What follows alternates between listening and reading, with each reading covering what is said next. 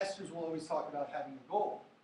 And in the ministry, yes, you can have goals, but that's not as if once you reach the goal, you stop. You stop being a pastor. No, you keep on going. But oftentimes people see the goal as the means to an end. But in the ministry, there is no end.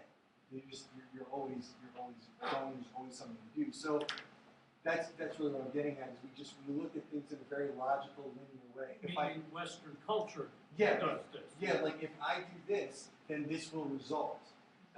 When I read this book, I will find out at the end what the main point is. And instead of seeing this up and down, up and down, up and down. And this really comes across in the prophets, actually. If you read Isaiah, Isaiah is a huge book. And yes, there's an ending to all the prophets, but at the same time, in the midst of them, you can see parallels in the beginning from the end. It's just all over the place. So, there's like a layering game. Yeah, there's well, layering. 7, they're like getting ready for what they're going to do later. Or no, wait. But when 6, when he said he's going to catch people later, then they like get them ready for Yeah. new things. So, I mean, yes, you have an end to the Gospels, of course. You know, there is an end, but at the same time, in the midst of all this, there's this up and down, up and down, up and down. And so the automatic question for me is, why did they do this like they're doing it? Is it just the way it was done then? It's just their culture. That's the culture and the way it was, we changed. No. Like, what I would say is, because you see this divide right away. For example, a lot of this stuff, what we'll see when we look at the birth narrative of Jesus is how the Roman thinking was linear. What we've adopted, come on in, what we've adopted is a linear thinking. And it's derivative of the Romans. Basically, what would all fall into Western civilization. This is the thinking of Western civilization. The Jews have what would fall into Eastern civilization. And so that's really what's lost. That's why. So I am impressed, you two. Very good. Why? Because you're here. This is great. This is wonderful. That's what I feel like doing, standing up and playing.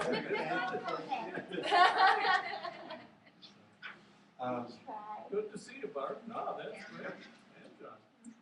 So yeah, already in the 3rd century, there are things being lost. By some of the big, for example, in this book, he talks about, I can't remember what it was exactly, how Augustine, who was a 4th century theologian, was getting things wrong, missing a lot of points. So right away, missing points because of the fact that he took it linearly? Yes, exactly. But east versus west.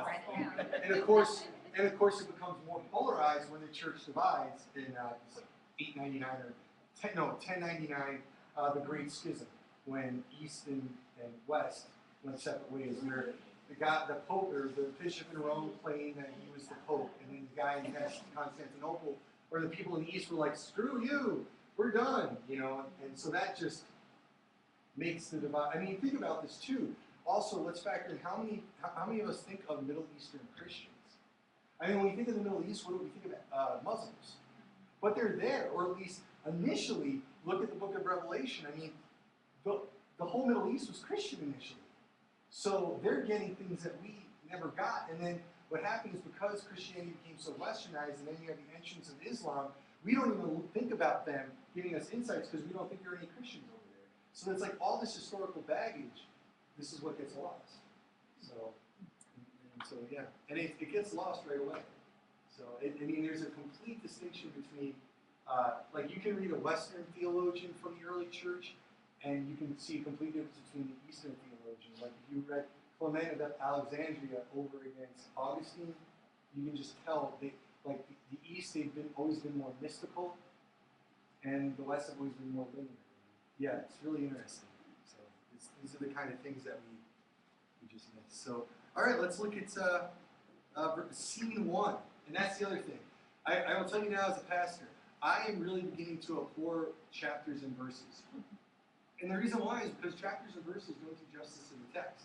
For example, you look at Matthew 5. So you know, when we see a chapter, we think, oh, now this means a whole brand new section begins. Are you?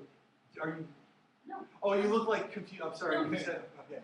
We're in Luke 5, or Peter, yeah. Oh, Luke 5, Luke 5, I'm sorry. But it's, You should be sorry. Yeah, Put it's that there. together. Luke 5, call of Peter, talking about the rhetorical structure, just, yeah, Luke 5, just blow it open, no. And oftentimes when we see the chapters, we think that everything behind it doesn't matter anymore. But as we'll see, as we look into the first few verses, once again, there's more going on before that helps to explain the situation that we're in now. So, all right, so you have scene 1, which is the boat goes out. And if you look at the notes there for verses 1 through 3, should have let that scene over. Jesus had just healed Peter's mother-in-law in chapter 4, 38 through 39. So if you look at 38 through 39, there you have the account about Simon's mother-in-law being ill and Jesus healing his mother-in-law. And one of the things that's really interesting, this is a good point that we might miss. I mean, in our culture, there is that idea of if someone does you a favor, you scratch my back, I scratch yours. But in the Middle Eastern culture, it was even a bigger deal. Like where if you did me a favor, then I definitely have to do you a favor. I cannot refuse you. So Peter knows about this guy Jesus, this rabbi, all right? And this rabbi Jesus is off in this area around the Sea of Galilee. And normally, where does Jesus go to teach at the beginning of his ministry? At least in the Synoptic Gospels, Matthew, Mark, Luke. You can't answer. say the question again. Where does Jesus go first to teach? Whenever he comes into a town, normally at the beginning of his ministry, where does he go? On the hill out No, synagogue. Becca was right. Oh. And that's why I was like, No, I didn't hear it. no, he goes to the synagogue. So this time, this is also what's really interesting. For the first time, and that's also where the rabbis always went to teach. They went to the synagogue.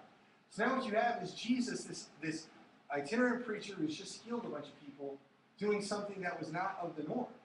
He goes to Peter's place, and he preaches. He preaches on a smelly dock, a fishy, smelly dock. Normally, rabbis didn't do this. So right away, Jesus is doing something entirely different. Okay? Very different for a rabbi. Rabbis would go into the synagogue, they would sit down, and they would start teaching. He's going out to the people and meeting them where they're at, which is really interesting. So, of course, these are the small dynamics also to understand why the Pharisees are going after Jesus from the start. He's doing stuff that is just not kosher, not appropriate, that are just not in line with the cultural mores of the day in a sense. Rabbis went to the synagogue. He's going to Peter. And this also goes back to the, you did not choose me, I chose you. He's seeking out Peter. Okay? He's not waiting for Peter to come to him.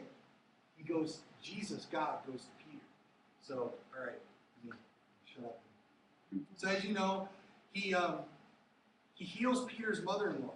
And in Middle Eastern culture, returning a favor was a huge deal. So Jesus knows this, and this also plays into how smart, this stuff is not just random. Jesus, this is premeditated. He knows what he's doing. So when Jesus asked Peter to put out his boat after a hard night's work, Peter, he cannot refuse. He has to. He has to do it.